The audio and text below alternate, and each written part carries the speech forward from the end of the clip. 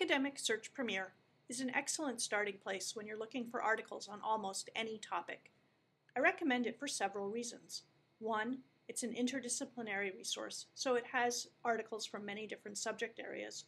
Two, it includes popular, substantive, and scholarly publications, as well as trade publications.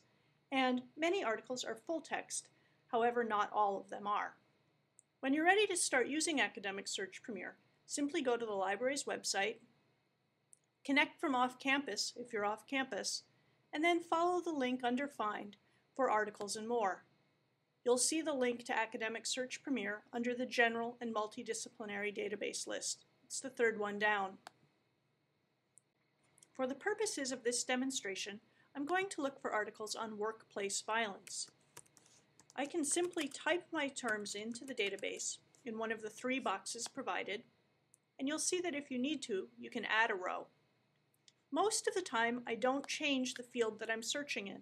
However, I do have options, depending on what I'm looking for and how I want to narrow things down, to search all of the text. Remember, that's not necessarily the text of the article itself. The author, title, subject terms, you would need to know what those were ahead of time, geographic terms, etc. But I'm going to keep this search simple and just search for workplace violence. You'll see that I got over 1,200 hits. If I go down the page, you'll notice one thing with the words that are in bold type, and that is that my two words are not being found as a phrase in all instances. If I go back up to the top, I can adjust my search and make those words always be a phrase by placing them in quotation marks. I'm going to rerun that search, and one of the things you'll see is that I cut my set almost in half. I now only have 591 hits. Before we go any further, let's go back to the advanced search screen and explore some of the other options that were available to us. I'm going to click Advanced Search, and that will take me back to the search screen. And it's remembered my search phrase right here. I have options I can set before I run a search. The most obvious is I can search for multiple terms. And as I discover more about my topic and my topic becomes narrower, I can add those. Remember, you'll want to run several searches using different terms for each idea. But I have additional limits as well, and those are below. Some of the most useful are the ability to narrow by publication date. So, for example, I could say that I want articles only from 2009 to 2011. I can choose different kinds of publications. I can choose different kinds of documents.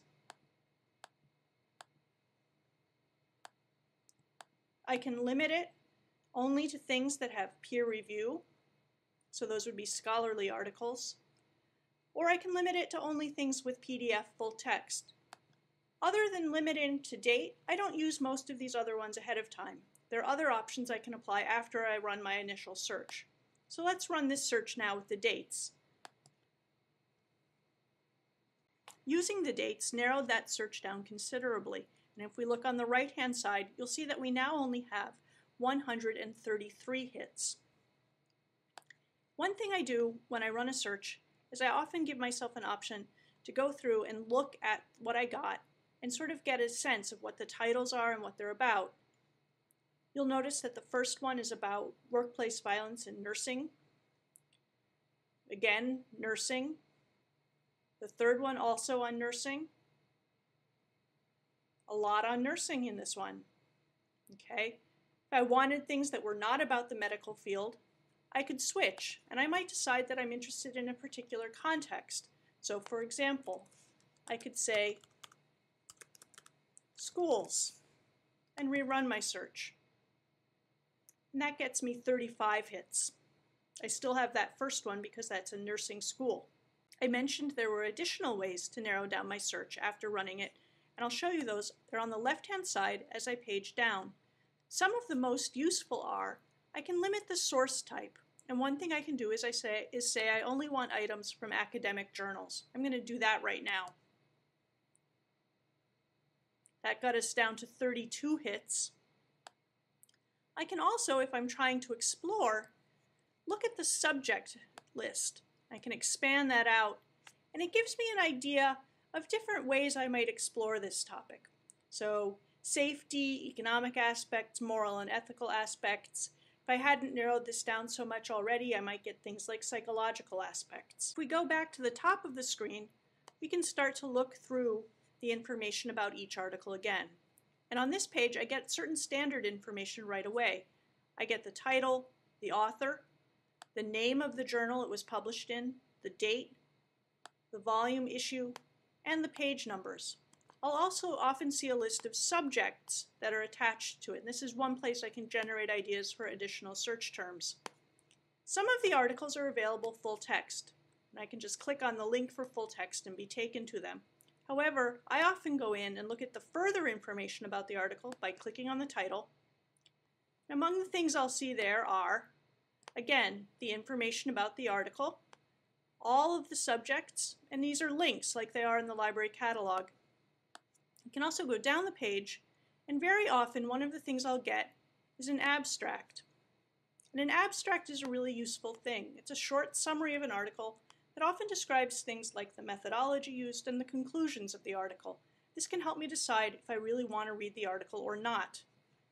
In this case, if I want to see the article, I'll go up to the top of the page, click on Full Text PDF, and the article will open. If it was not here, I would click on the Find It at UVM link, and this will help me find the item in our collection. Many databases offer you the opportunity to do certain things with the article. For example, you can reformat it for easy printing. You can email the information to yourself. You can save it to your hard drive or disk. Some will give you an opportunity to see quick, easy citations that you can copy and paste into your paper. You can export them, which means that you're sending them to a citation manager, similar to EndNote, to Zotero, but often to EndNote. You can create notes, and you can bookmark it using the permalink. In all databases, my strongest recommendation about searching is to run multiple searches using multiple terms.